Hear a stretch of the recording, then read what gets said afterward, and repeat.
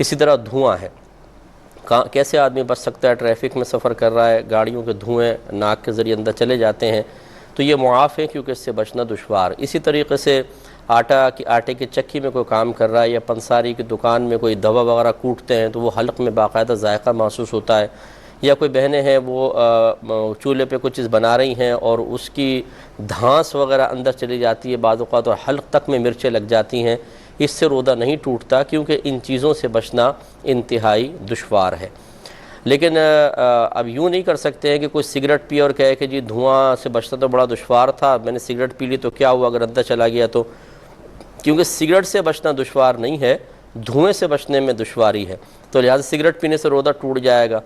اگربتی کا مسئلہ یہ ہے کہ اگر اگربتی کہیں سلگائی ہوئی ہے اور وہ فضا میں اس کو دھواں پھیل گیا اور پھر ناک کے اندر چلا گیا تو کوئی حرج نہیں ہے،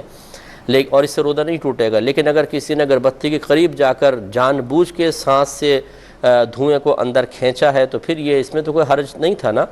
اس میں تو کوئی تکلیف یا مطلب ضرر کا پہلو نہیں تھا، یہ تو جان بوجھ کر اپنے لیے ایک مصیبت کھڑی کی کہ جان بوجھ کے اس کو کھینچ کے حلق تک پہنچایا، اس سے روزہ ٹوٹے گا۔ اسی طرح پان کھانے سے، نسوار کھانے سے یا پیسٹ اس طرح کرنے سے کہ حلق میں اس کا ذائقہ محسوس ہو جائے، روزہ ٹوٹ جائے گا۔ علماء کرام نے پان وغیرہ کھانے یا نسوار رکھنے کو تو مطلقاً منع کیا ہے کہ بالکل نہ رکھی جائے۔ اگر کوئی کہے کہ نہیں میں صرف یہاں پہ رکھوں گا پان اور پچکاریاں پھینکتا رہوں گا، حلق میں نہیں اترنے دوں گا، تب بھی غیر محسوس طریقے سے جو تری ہے وہ حلق کے اندر پہنچ جاتی ہے، لہذا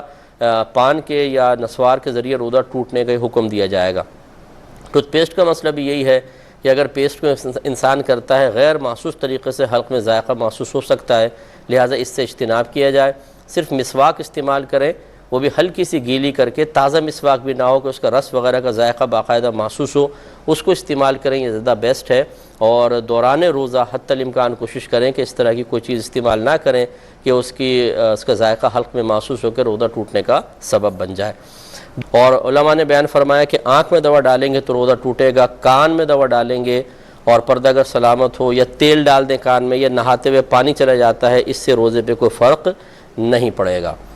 اور جب یہ کہہ دیا کہ آنکھ، ناک اور منہ کے ذریعے کوئی شاید داخل بدن ہو جائے تو روزہ ٹوٹے گا، تو اس کا مطلب یہ اگر کوئی انجیکشن لگاتا ہے، ڈرپ لگواتا ہے، تو وہ چونکہ نہ آنکھ کے ذریعے اندر جا رہی ہے، نہ ناک نہ منہ کے ذریعے، بلکہ وہ شریانوں کے ذریعے، مساموں کے ذریعے ایک شے اندر داخل بدن ہوتی ہے، تو لہٰذا اس سے بھی روزہ نہیں ٹوٹے گا۔ لیکن اس میں بعض علماء نے اختلاف کیا، وہ کہتے ہیں کہ اصل روزہ ٹوٹنے کا سبب مخصوص جگہوں سے غذا یا دوا کا اندر پہنچنا نہیں ہے،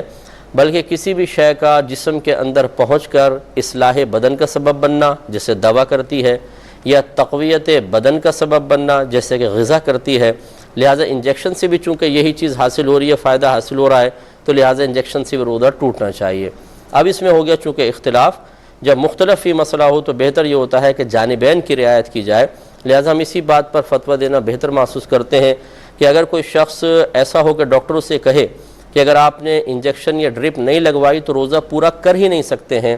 تو پھر وہ ان فقہا کے قول پر عمل پیرا ہو کر ڈرپ لگوا لے، روزہ اور انجیکشن لگوائے کہ جو یہ کہتے ہیں ان سے روزہ نہیں ٹوٹتا، اور روزہ رکھے۔ اور جو اس کے بغیر بھی آرام سے روزہ پورا کر سکتا ہے، وہ ان فقہا کے قول پر عمل پیرا ہو جو یہ کہتے ہیں کہ انجیکشن یا ڈرپ سے روزہ ٹوٹ جاتا ہے، لہٰذا اس کو احتیاط کرنی چاہیے۔